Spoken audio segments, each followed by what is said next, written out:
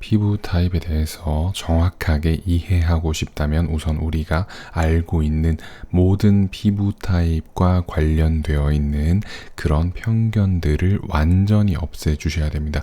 우리는 일반적으로 피부 타입이 몇 가지 정도로 나뉜다고 말을 하고 있지만 사실 피부 타입은 몇 가지로 나눌 수 있는 게 아닙니다. 예를 들면 피부 타입이 이런 게 있다고 봅시다.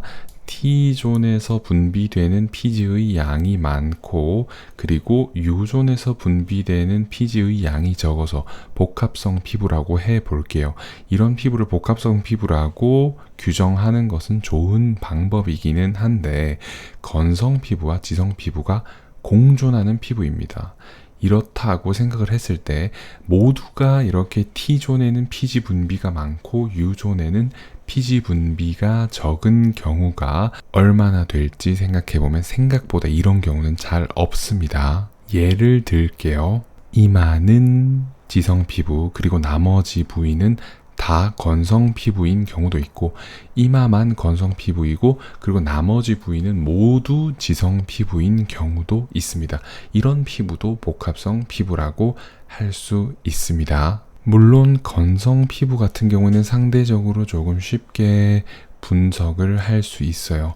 피부가 항상 건조하고 피지도 제대로 분비되지 않는 건조한 피부라면 건성 피부로 분류할 수 있습니다. 하지만 이런 경우를 제외하고 모든 종류의 피부 타입을 3가지나 4가지 등으로 나누기에는 한계가 있습니다. 저는 사실 지성 피부가 가장 애매하지 않나라는 생각을 하는데 진짜 지성 피부는 얼굴 전체에 분비되는 피지량이 많아야 됩니다. 그런데 이렇게 얼굴 전체에 분비되는 피지량이 많으신 분들이 생각보다 많이 없습니다. 저는 얼굴 전체가 이렇게 피지가 많았다가 다시 이렇게 돌아오고 막 그렇게 되기 때문에 피부 타입이 항상 바뀌는데요.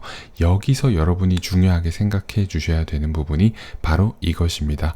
피부 타입은 계절에 따라 그리고 날씨에 따라 환경에 따라 그리고 내 피부 컨디션이나 건강 컨디션에 따라 언제 어떻게 변화할지 모릅니다.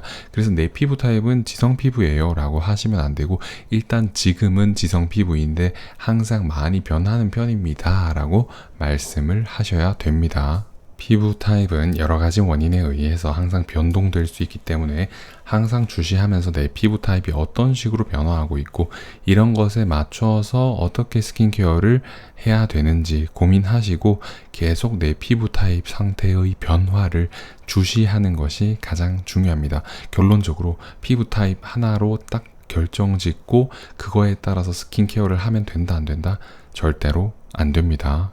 저는 가끔 겨울에는 건성 피부가 되고 여름에는 지성 피부가 되는 편입니다. 그리고 나머지는 대부분 복합성 피부 상태를 유지하면서 살아갑니다. 혹시나 여러분도 그런 피부 타입을 갖고 있지 않으신지 다시 한번 생각해 보실 필요가 있을 것 같습니다.